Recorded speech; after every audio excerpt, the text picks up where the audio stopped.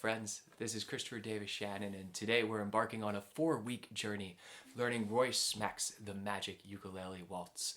This is a tune that Smeck composed himself and recorded at least twice throughout his career. Now, these recordings were quite a bit different from each other, both in the way that Smeck played the tune as well as the instrumentation and arrangements. What I've done is taken ideas from both of these that I really enjoyed, filled in a couple of those gaps left by the other instruments, and made this into a solo ukulele piece for us to work on. Let's get started.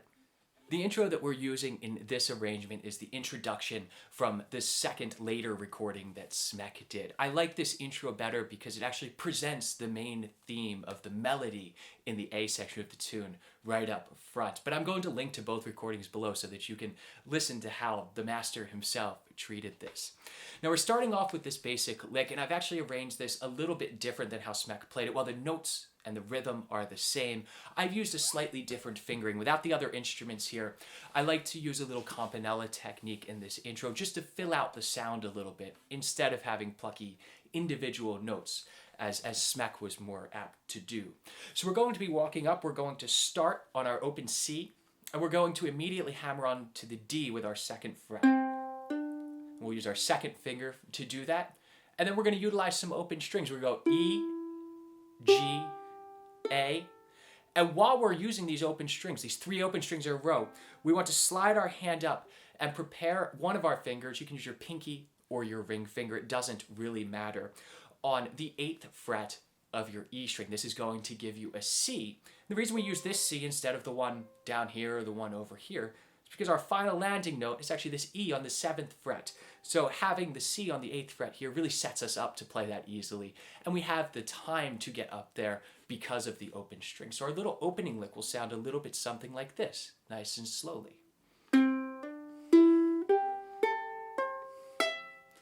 So you can see that I get up to that C prematurely, and you want to do the same. You don't want to be rushing up there. And you're going to see that this lick comes up throughout the piece, so it's good to just get comfortable with these first 2 measures. Now we're going to hold out that E for 2 beats, rest for 1 measure, and then we're going to go down to a G major chord. But I want you to finger this a little bit different than you're generally used to. We're going to actually do a partial bar across the 2nd fret, omitting the G strings, and then we're going to use our ring finger. Now you can use your middle finger if you're playing soprano, but if you're playing tenor or concert, you'll probably want to use your ring finger. So I think this is the best way to go. On the 3rd fret of your E string, that gives us just our regular G chord, open 2, 3, 2.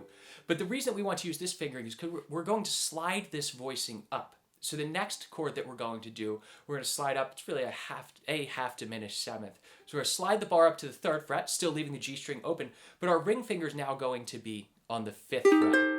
And this is why it can be easier to use the ring finger as opposed to the middle finger. You might find it a bit of a stretch here. So we're going to take this voicing and slide that same voicing up one more time, so it's now open 4, 6, 4. And then we're going to finally land on our G7th chord in 3rd inversion, which is open 5, 7, 5. And we're going to do a little down, up, down strum on this. And then let that ring out. So here's our little chordal line coming up.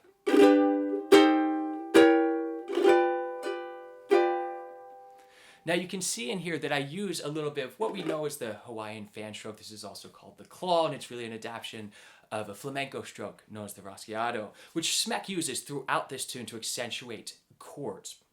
You can really throw this in wherever you want, but you can pay close attention to where I do this here. So I do it on the 1st chord, and then when we arrive again on the G7th. So let's listen to what this little introduction sounds like, and then we'll try these first 4 measures together.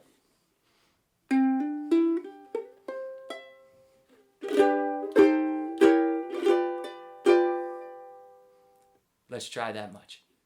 1, 2, 3, 1, 2, 3.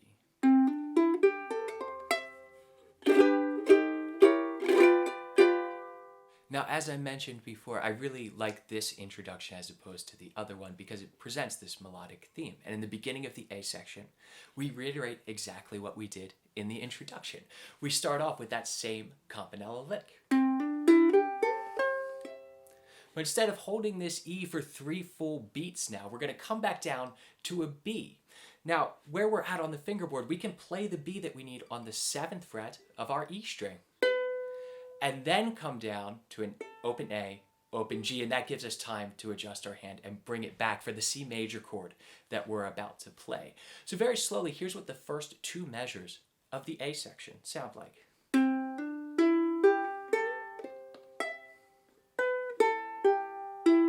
we're going to land on an open E, and as you're playing that open E, put down your root position C major chord, and we're going to strum that on beat 2. And then we're going to come down, we're going to add a D to this on the 2nd fret of our C string. We're going to pluck that. And what I like to do here, although Roy did not do this, is do a hammer-on and a pull-off. It really smooths out the sound of this when we're playing it on solo uke. Just hammer on, pull off. So measure 7, the 3rd measure of the A section, sounds like this. And then we resolve right back to that E. We're going to pluck the E individually and then strum our C major chord twice. So here's what the first 4 measures sound like, nice and slow.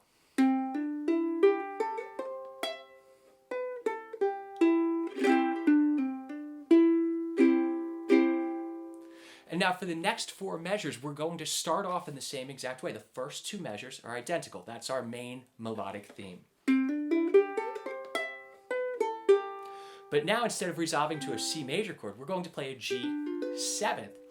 And we're going to pluck individually our E string, isolating the F. That's our melody note. And rhythmically, this measure is exactly the same as what we did over top of the C. We're going to pluck, strum the whole chord, and now we're going to have ba-do-do-dee. So same device, just up a whole step, which means we're going to play open E, and then that D on the 2nd fret, which is already contained in our chord, back to the E, and then we're going to we can hammer on or pluck that F, and again, strum the chord twice. So here's those 2 bars of G7th.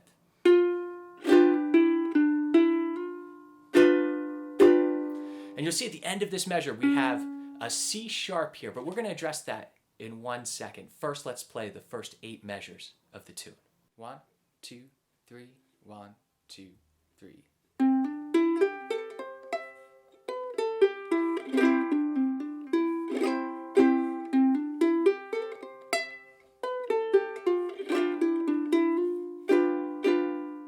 So the C sharp on the last 8th notes of the 12th measure, setting up our 2nd melodic motif, which sounds like this. We're going to play this a bunch of times throughout the tune. So we're starting out on the C sharp on the 1st fret of our C string, immediately hammering on the D, and then we're really just building up a G7th chord here. We're going to go to the F on the 1st fret of our E string, open A, and then we're going to reach with our pinky to grab the D on the 5th fret of our A string, walk it down to a C, open A, and then we're going to play the B on the 2nd fret, which you see if we leave these fingers down, completes our G7th chord. So here's what that bar sounds like, nice and slowly. We're going to strum through that G7th chord, and then on the 2nd strum with our up strum, we're going to lift up the ring finger and play an open A by just strumming up but only capturing the A string. All right, and then we're going to go over to a D minor 7th chord, 2, 2, 1, 3, and really do the same exact thing. We're going to have that open A on the end of 3. And strum the G7th 3 times. So let's look at these 4 bars, this first little G7th lick.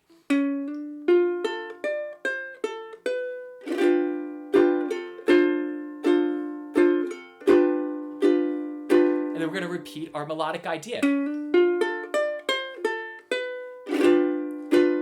We've already played all of that. And now we're going to resolve this differently because we're going to come back to a C. So we're going to add in here a G augmented chord, which is open 3, 3, 2, which is adding in a D sharp or our augmented 5th to this, which adds just a little bit more tension to this progression and leads us back to C. It's this refreshing breath of fresh air when we get back to C. And this G augmented bar is really going to be the same strum as we did on the G7th with that open A string, except over top of a G augmented. And then we're going to just pluck our E and strum through a C major chord. So here's that second little G7th lick.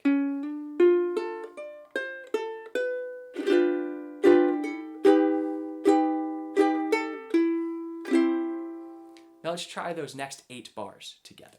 1, 2, 3, 1, 2, 3.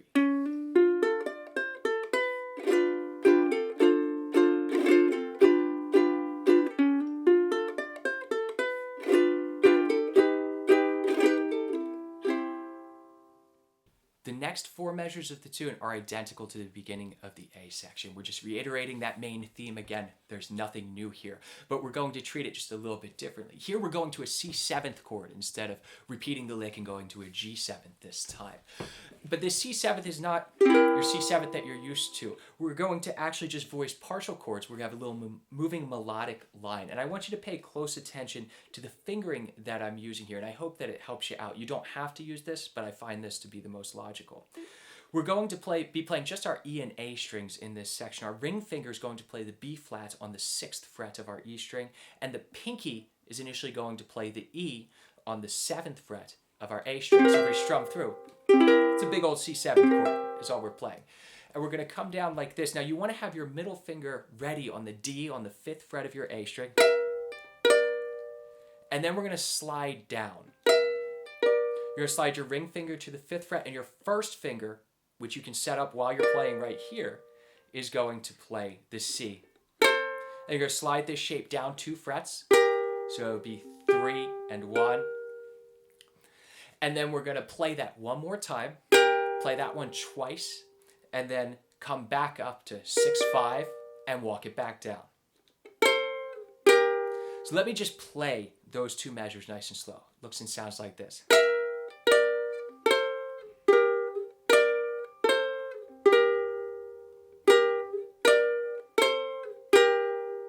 And then we're going to resolve that. A C7th resolves nicely to an F. We're going to hit F, and then we're going to rest for 1 beat, hit a 7th, open 1, open, open, and resolve to a D minor and let that ring out. So here slowly is what this next line sounds like.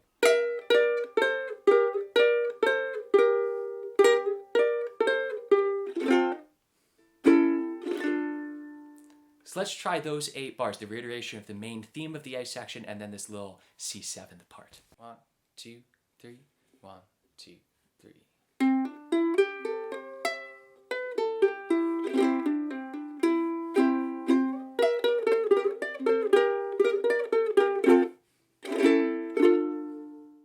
Now we're on the home stretch for the A section. If we've just landed on this D minor chord, we're going to just keep this all here, but make it a D minor 7th. Add your pinky on the C on the 3rd fret of your A string. And for these next few measures, the rhythm is going to be consistent. We're going to play 2 eighth notes and then 2 quarter notes. And over top of each of these eighth notes, much like we did over those G7th chords earlier, we're going to play an open A string. So we're going to voice our chord, and then on the up strum, we're just going to strum through but lift up whatever note is on the A string. So we have D minor 7th. And then we're going to change this to a C diminished 7th, which you see is really not a whole lot different. We're just moving 2 notes up, so it's going to be 2, 3, 2, 3. But same thing, open A on the end of 2. Then we'll slide this down to an E minor 7th and do the same thing. And then A 7th, but we're starting out on the 9th. We're going to keep this B down on the 2nd fret of our A string. Now in this section, Roy Smeck actually plays an E minor triad, not the E minor 7th, but I really love this walk down, because what we're doing with the D minor 7th, we're essentially walking down F, E flat for the C diminished 7th, D as the 7th, and then a C sharp. So we get this really nice voice leading in the bass of it. So this is something I've added in myself. But here's what these 4 bars sound like.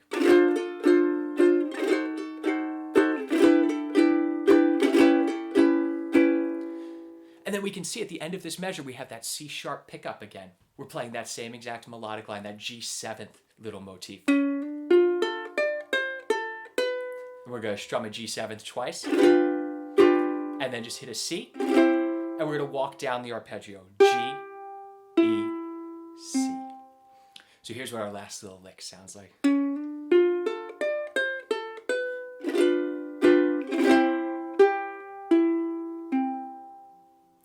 Now I think we're ready to try the entire A section together. 1, 2, 3, 1, 2, 3.